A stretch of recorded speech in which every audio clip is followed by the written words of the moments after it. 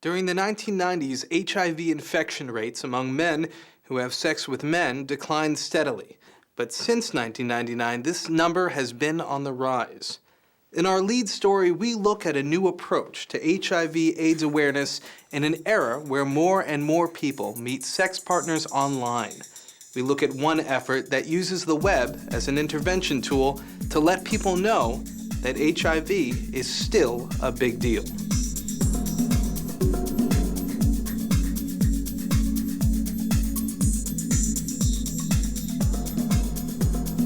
I started working in HIV in 1986, and looking at the data, it really felt like the 80s again. I mean, it was actually rather frightening.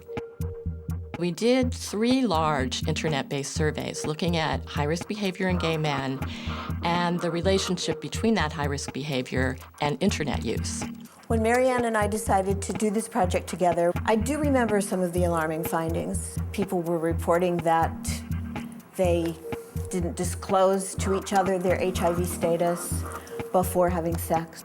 Well-educated men believed that HIV was curable and that taking antiretroviral therapy would prevent them from transmitting it. So they didn't need to use any safety measures.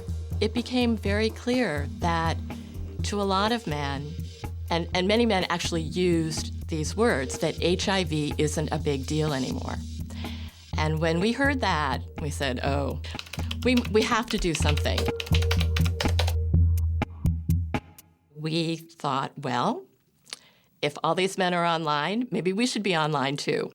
The HIV Big Deal Project right now is comprised of 3 films.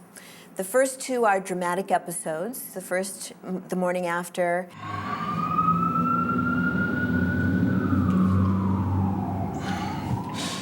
Every time we talked to a focus group or talked to men one-on-one, we heard a million stories, but they all had one particular story in common. And that was that they met someone, they had sex with this person, and in the morning, or the next day, or the next week, they found out that this person was positive. No disclosure, no conversation in advance about what's your HIV status. It's this guy, Eric, that I met. We hooked up about a week ago, and he IM'd me last night. And so I met him at Blink, and we had a few drinks. I play Josh. He's kind of, he's a bit of a party boy, I guess. He's had some at-risk or risky encounters.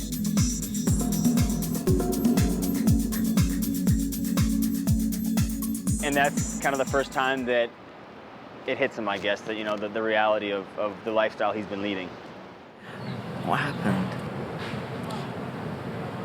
I don't know. All I know is that it was really intense.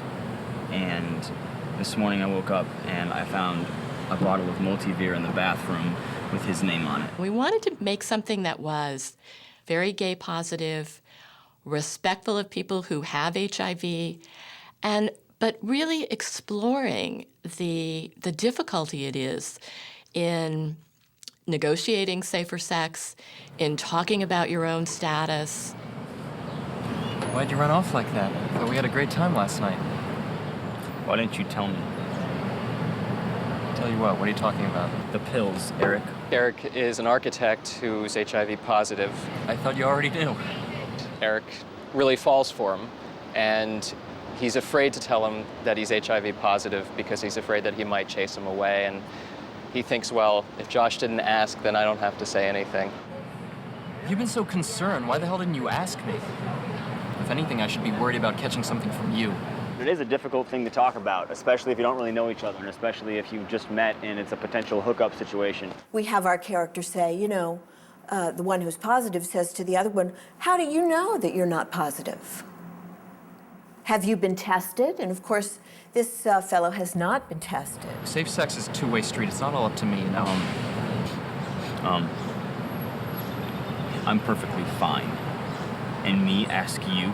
You don't want to jeopardize the potential, you know, in a possibly good relationship, and you're afraid that, you know, by bringing that up, that it's all of a sudden it's gonna suck the that initial magic out of the situation, you know? It's gonna make it too serious too fast. Marianne, to my knowledge, didn't find that men assume that a prospective partner is positive. If you get wasted like that, how do you know whether or not you've already got HIV? In fact, they probably assume just the opposite, and that's how they get into trouble.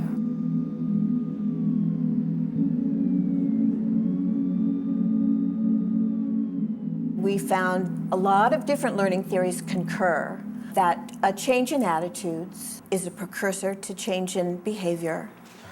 And to influence attitudes, you must have an emotional appeal. And storytelling is a very good way to make that appeal. Look, can we talk? Do you want to get something to eat or something?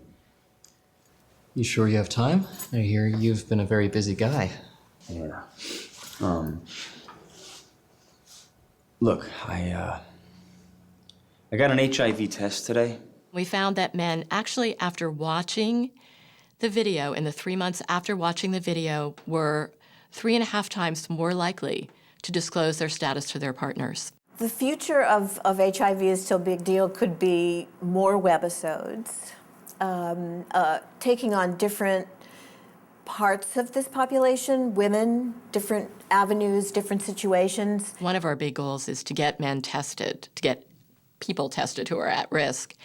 120 men were tested in the 3 months after they watched the video, and 17 of them told us that they tested HIV positive for the first time. So that's 14%, which is really a lot. Having watched this epidemic, having friends who have suffered from the epidemic, friends who've had friends who've suffered from the epidemic, having a good relationship with my husband and my son and their friends, I just feel maybe kind of motherly about it. Many people are very private about their behavior, and they don't want to talk about it with others. They may have trouble even admitting their behavior to themselves. And so the privacy of the internet, I think, is a wonderful way to reach people who may not be reached in other ways.